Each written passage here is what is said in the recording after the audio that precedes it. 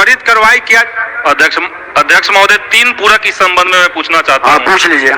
पहला पूरक ये है कि बीएसएससी को 13/12/2021 को निशक्तता आयोग ने पत्र लिख करके कहा था कि टाइपिंग टेस्ट में निशक्त छात्रों को, विकलांग छात्रों को रिलैक्सेशन देना चाहिए और दिव्यांगजन अधिकार अधिनियम 2016 के मुताबिक, लेकिन बीएसएससी ने उसमें वो आरक्षण नहीं दिया, टाइपिंग में रिलैक्सेशन नहीं दिया। ये क्यों हुआ? पहला सवाल। दूसरा सवाल है कि दिव्यांग छात्रों ने बीएसएससी में लेटर कई बार दिया है और जो छात्र ओबीसी में क्वालिफाई किए, ओबीसी के कट ऑफ में आ गए, उनको ओबीसी में न रख करके पीएच कैटेगरी में रखा गया है। जो जनरल में आ गए उनको जनरल पीएच कैटेगरी में रखा गया है। तो ये रिवर्स रिजर्वेशन जो 3% पीएच स्टूडेंट्स को मिलना चाहिए था, ये रिवर्स रिजर्वेशन क्यों लागू हुआ?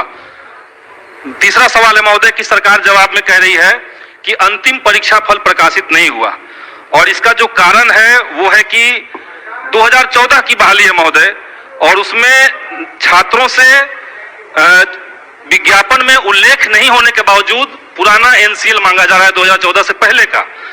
और उसी जैसे बहाली में, एक ही तरह की बहाली जब सीजीएल की आई थी स्नातक स्तरीय, उसमें नया एनसीएल लिया गया था। तो इस कारण से क्यों विलंब करवाया जा रहा है प्रथम इंटर? माननीय मंत्री समान प्रशासन विभाग महोदय, जो माननीय सदस्य प्रश्न कर रहे हैं लिख के एक भेज दे, इसको हम फिर से दिखवाएंगे, लेकिन उत्तर तो समुचित रूप से दिया गया हुआ। चलिए जवाब तो दे दिए। एक मिनट महोदय, इसमें मुख्यमंत्री साहब को, मंत्री महोदय को बीएसएससी महोदय, 1 मिनट समय दिया जाए, जवाब हम एक बात खाली क्लियरफाई कर दे रहे हैं। कई एक दफा लेटर दिया गया है, तो मंत्री महोदय समय दे दे, एक बार मिल करके हम पूरे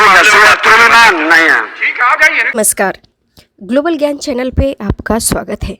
साथियों, जैसा कि आपको पता है कि बीएसएससी का जो मुद्दा है वो कंटिन्यू विगत 8 वर्षों से चली आ रही है और अभी तक इसका कुछ भी क्लियर डिसीजन नहीं आया है।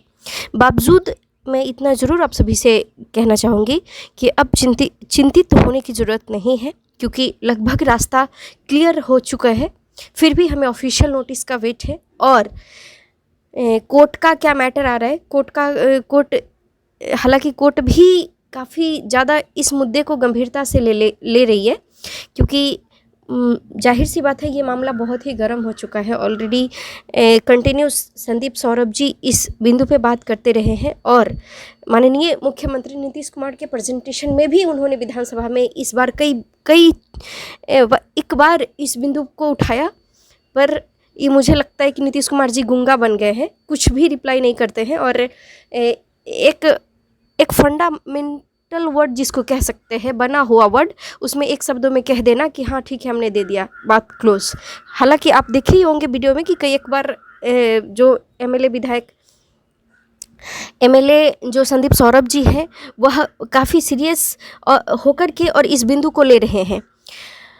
खैर, मैं इतना ही कहूँगी कि जो 3% का रिजर्वेशन का मुद्दा है, जो फिजिकल हैंडीकैप्ड कैंडिडेट हैं, तो उनके लिए भी एक पॉजिटिव न्यूज़ है कि उस बिंदु को भी क्लियर किया जाएगा कि उनका उस टाइपिंग टेस्ट में या फिर उनका जहाँ तक रिजर्वेशन के आधार पे जो भी बेनिफिट मिल रहा है उस जो अब वो एलिजिबल है उस चीज़ के लिए, तो वो भी उनको मिलेगा।